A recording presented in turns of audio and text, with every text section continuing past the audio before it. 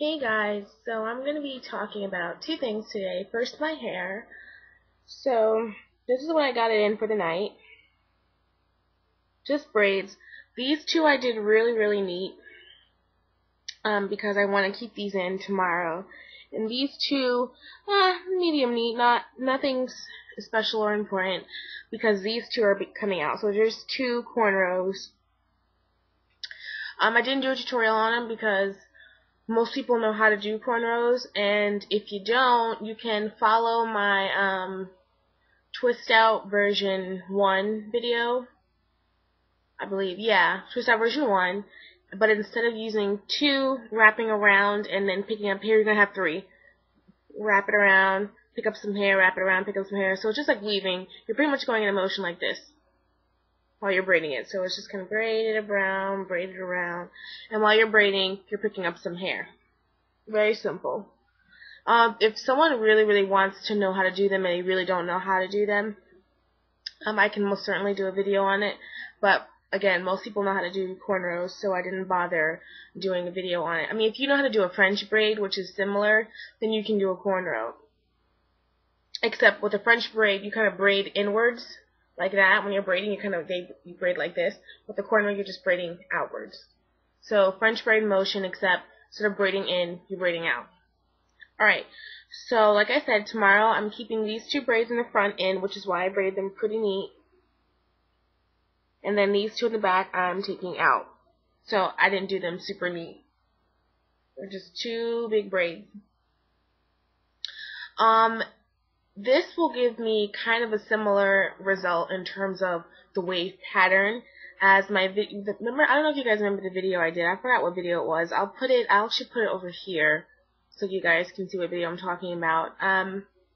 Where I had the really wavy hair and it was like up to like here, and I had like a hump in the front. This will give me that similar wave pattern in terms of, you know, it being a wave. However, that video I did 5 braids straight back. This one I'm only doing 2, so I'll get the wave pattern, but it won't be as tight as that one. It'll be much looser. But I'll take it down tomorrow so you guys can see what it looks like. I didn't know whether she wanted tips on how to grow out like a chemical treatment or like just on growing out hair in general. So I'll just give a few quick tips on both. So for growing out like a chemical treatment, like a color, for instance, you want to make sure your hair is moisturized, especially the hair that is colored, because unless you're planning on cutting off your hair at your roots, then you really want to hold on to your dyed ends. But you really want to make sure that your hair is well moisturized because I noticed that color treated hair tends to be really dry, so you want to go ahead and make sure that you deep condition at least once a week. You want to make sure that your ends are always kept up. So you kind of want to make sure that you get your ends trimmed as often as needed, especially if there's split ends there. You also want to try and do some protective styles, especially if your hair is, at shoulder length or just a couple inches below shoulder length.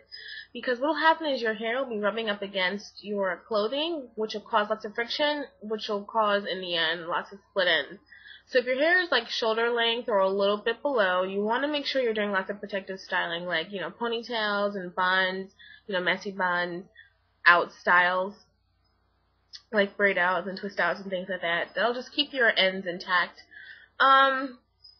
You really want to make sure that your ends are sealed, because that'll be what helps you to retain your hair, because your hair will grow regardless. It's just retaining your length, which means your ends. The more you need to cut it, obviously, the less you'll be able to see your new growth. So you wanna keep your ends very well moisturized and very well taken care of. Some tips I have, make sure you spray some leave-in conditioner on them. Seal it with a little bit of oil. I mean, some people are really scared of oil, but if you're using like a natural oil, like extra virgin olive oil or like some raw, unrefined coconut oil and things like that, then you can seal in any kind of moisture in your hair, whether you spray on some water or some leave-in conditioner, or you throw in some sort of moisturizer like Neutrogena Silk Touch leave-in or something of the sort, or like shea butter. You want to seal it with some oil you don't have to have a huge amount, just a little bit, especially on the ends, because that's where you really, really need it to help kind of protect your ends from all the environmental stress and whatnot.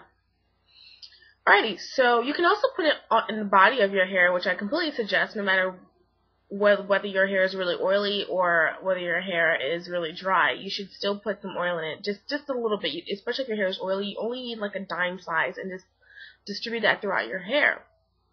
A lot of people are scared of oil, and they're like, it's going to make my hair look greasy, yada, yada, yada. It's really not. It'll look like you put on a shine serum. So your hair will have a really nice shine to it, like really pretty, without having to use a serum, which generally they contain lots of silicones and lots of alcohol. So you can beat the drying effects of alcohol as well as silicones, because that actually in the end ends up drying your hair out also, by simply using a natural product like an oil, and just use it in moderation.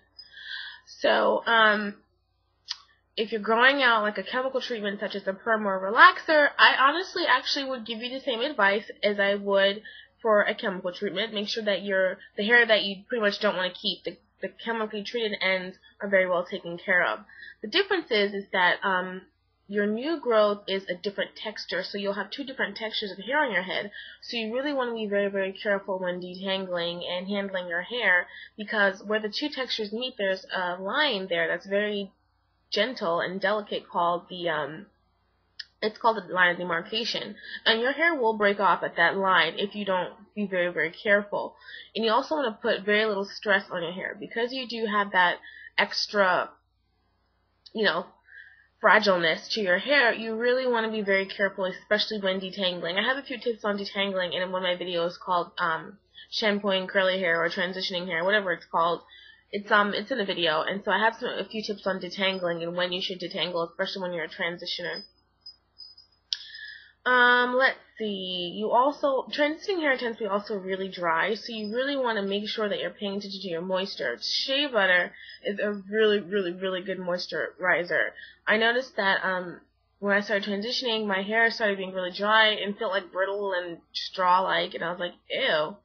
So I went out and got me some unrefined raw shea butter, and I would mix it with like my extra virgin olive oil and whatnot, and then I would have really soft, touchable hair without all the extra grease and all the extra crap. I also noticed that silicones, which was pretty much in almost all of my products that I was using, they in the end dry your hair out. They make your hair look healthy, but they're drying your hair out. So I haven't thrown them away yet. I've just been slowly kind of weaning myself off of them, and eventually, before I actually move back to school, they're not coming with me. They're going to be going in the garbage, because I'm going to be sticking to very, very natural, silicone-free products. Okay, so like I said, you want to be very careful with your hair, especially when it's transitioning. Make sure you moisturize and seal with some oil to give you some shine, and just do a lot of protective styling, especially that way you can keep out of your hair and trying to handle the two textures. I'll do a video more on transitioning hair. I'll be making a few more videos. Okay, so for growing your hair out in general, you can pretty much apply the same exact tips that I've given you for the other processes